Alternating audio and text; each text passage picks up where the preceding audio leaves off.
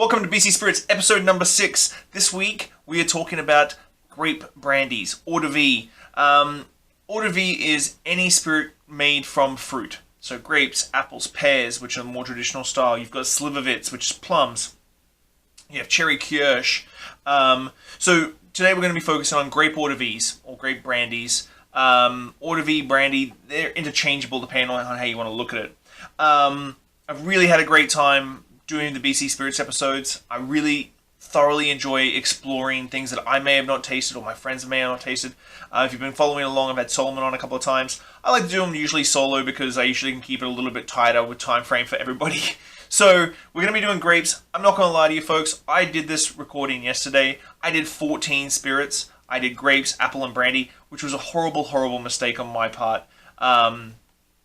15 ml pours, tasting each spirit in 40 minutes, it's going to hit you pretty hard. So by the end of that taping, I was like a little bit just out of it. And so I appreciated the video that I got to watch today of myself. I don't usually get to watch myself. But I thought, you know what, I want to really knuckle down and like spend more time on each brandy a little bit more so. So we're going to do grape today, and then later on you'll see an episode with apple and pear. So let's get kicked off. First one off the chopping block is the Spirit of the Vineyard from Okanagan Crush Pad, the Narrative. They also have the Narrative wine labels, but this is their Spirit. They've been a wonderful little co-op distillery in the Okanagan. They've done some stuff with Vidges. They did a Bollywood gin with Vidges, which is really, really fun. But this one is their white Spirit. Now, it is grape-based. It uses 7 different grapes from the Oliver and Summerlands. Now, they sort of pitch it towards the vodka grappa-esque style thing, but I think that this should be sort of leaning much more towards a pisco, if at the very least, maybe a Armagnac Blanc, which we don't get a lot of Armagnac Blancs over here. It's a white Armagnac from that region. So, let's kick it off. On the nose, you just get grape straight away. Super floral. It's clean on the nose. A lot of minerality. Like you can imagine, like distillation's a pretty aggressive process of extraction, if you will. And to keep that sort of floral and appealing tone from the grapes without like completely washing it out is not an easy feat to do.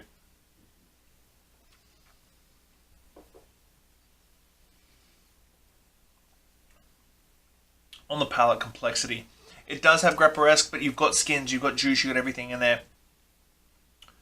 The floralness comes through, but that strong, like Oliver and Summerland minerality that comes from the grapes that you taste in wine from that region, and that minerality that comes through is definitely just flowed straight through. It finishes clean, it finishes bright.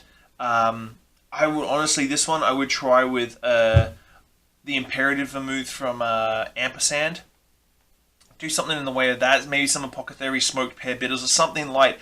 Bring through that floralness and pop it up. I think you could use this in a martini very easily, but you wouldn't be able to class it as a vodka martini. It wouldn't work that way. So next up is the Arbutus Grand Visco. So this is their Pisco style.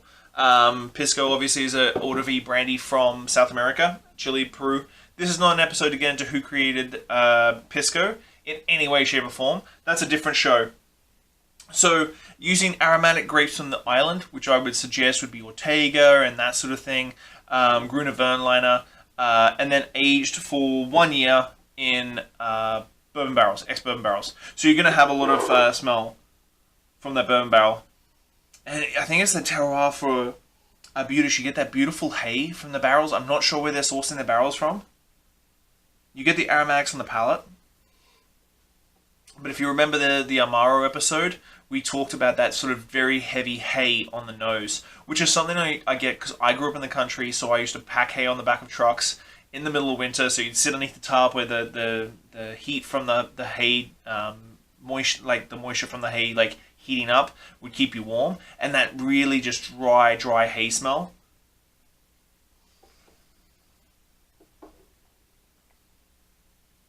Again, we're talking about distillation of grapes and then put into a barrel. You have all these different flavors that you would, in essence, shouldn't necessarily work together in the same sort of way, but on the palate, the floralness and the texture of the grape distillate just comes through really nicely, and then just as the finish comes out, it's just all vanilla and all that barrel finish. It just really just works really nicely. Try this in a classic pisco sour. Okay, so next we've got the last of the. Now I know we've got a little age to this one. You've got a little bit of age to the Clos Soleil Marc. The next one up is the Longtable. The Clos Soleil Marc de Soleil. So this is a collaboration project between Longtable and Clos Soleil in the Okanagan. 100% organic BC Merlot grapes. Pumice. So pumice is the leftover must, if you will, after the grape squeezing process. So the skins, the seeds, any leaves that get through stalks, that sort of thing. Now the Europeans are fantastic at this. Grape from Italy, Marc from France. These are all products that are utilizing the leftovers, and their procedures of utilizing those leftovers is so wonderfully sustainable and environmentally friendly that they can get a whole nother spirit or a whole nother category of liquor out of using the leftovers. So the Marcs, I've always been a big fan of Marcs, mainly because I love how funky they get, and they get very briny and different. So it gets aged in 3 different barrel types. It doesn't say what sort of barrels. I'm going to probably say bourbon and French oak, maybe. On the nose, you get that straight away, like that funky cheese. This is going to be really great, straight up.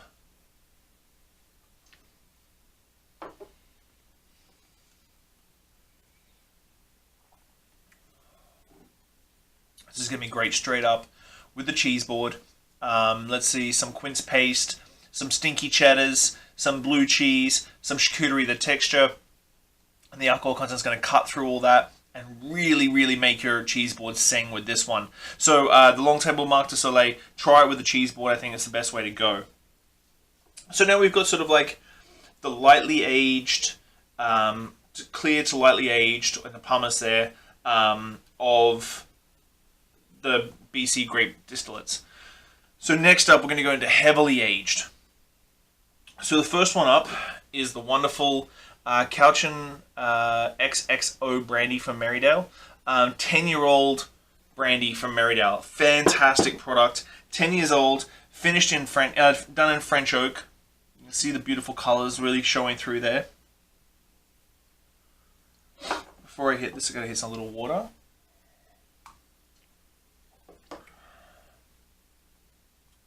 I think this would have to be one of the oldest brandies in Canada right now. I don't think there's anyone else out there.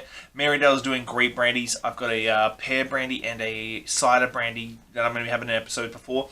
They're a cidery, so the amount of fruit they have going on is extensive. This one sort of was just after they got licensed, and they never thought that anyone would want brandy the way that they want brandy.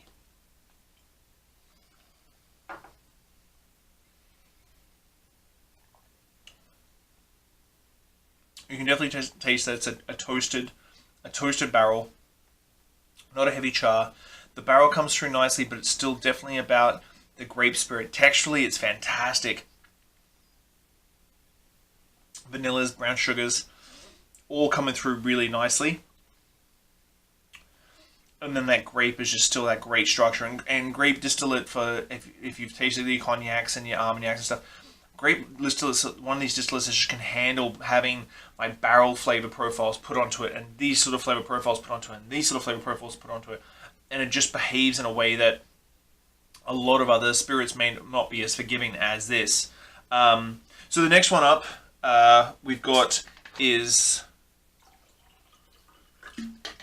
the Vic Distillers Brandy. Now, I haven't been able to find out very much information on this one because it was something I think that they did, but it's not really up in their lineup. I was lucky enough, I went out to the distillery, I picked up some stuff, and this was on the shelf. I'm like, well, I'm going to be doing a brandy episode, so I may as well do this.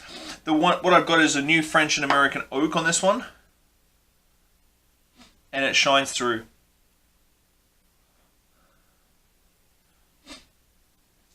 Very strong, like very clean grape distillate on the nose. And then very much the French and the American oak is just like pounding its way through. This one I find is a very heavily oaked brandy.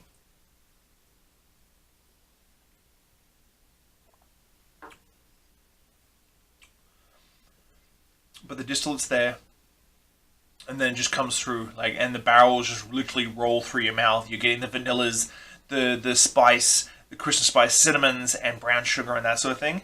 And the grape spirit is really, really like full on, just taking all those barrels flavors and just rolling with it. Oh, that one's a sipper. That one that's going to be like a cigar brandy. Like, hit that with a freaking nice big ass Cuban, and you're going to be in a happy place. So the last one, we've done 5. We're up to the 6th, and this one's the one I've been really excited about. I'm never biased against who's got the best brandy stuff. I think everybody's got a place, and I love how every single one is completely different. They're all grape spirits, and I absolutely adore the fact that you got a clear one from Okanagan Crush Pad. And then we're going to finish up with this big bad boy, which is the Maple Spirits Lady of the Cask.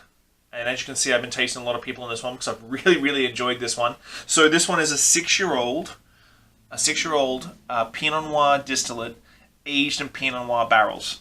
And you can just tell from the color, deep, deep color, no chill filtering, straight out of the barrel. They only did 3 barrels of this 6 years ago, and they haven't put any down since then, which is astounding because it is such an amazing spirit.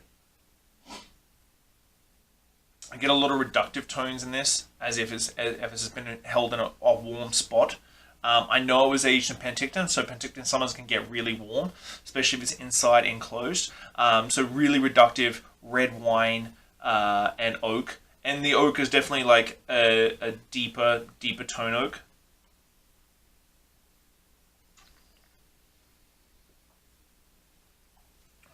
The sweetness from the distillate and the sweetness from the barrel just really goes on. Then you got this really, really tight, really bassy tone right in the middle. That's just a delightful little number. I think I love that one for different reasons that I love the Victoria distillers, and different reasons that I love the Merridale, as the hyper aged brandies that we have today. They're completely different day and night, and I think the reason why I love them all for different reasons is that a lot of people don't ever get the opportunity to taste single crus from cognac region, and single crus don't always just taste like cognac. Borderies taste different to Alderais, taste different to Grand Champagnes, and so on and so forth. They all give me something that I remember tasting different crus and going, oh, I like this one, and I like this one. But this is our grape distillates for this week. I've been having a great time doing this, guys. I'm grateful for anybody who's watched. Thank you to all the brands who have supported me. BC Spirits is important to me. It's a passion project. I really, really love it. A lot of this is out of my own pocket, so I appreciate any support that I get. I hope you're enjoying it. I hope that when you see an episode and you go, oh, I need to get that, or I haven't seen that before, where do I get that? I appreciate everybody who's been messaging me and reaching out and asking me where to get these things, because I really, really appreciate. I think you need to support local, whether you drink, whether you eat, whether you shop. And drinking local spirits is the best way to support small local distilleries who are trying to make their mark in the industry. So I hope you enjoyed this episode. I love brandy. So I really have been happy doing this one. Apple and pear next week, or probably next week, maybe the week after. We're going to do probably aged gins next week. It's going to be a ton of fun because I love apple and I love pear. And I think this has been a lot of fun. I hope you enjoyed it. Thank you. I'll see you next week. Bye.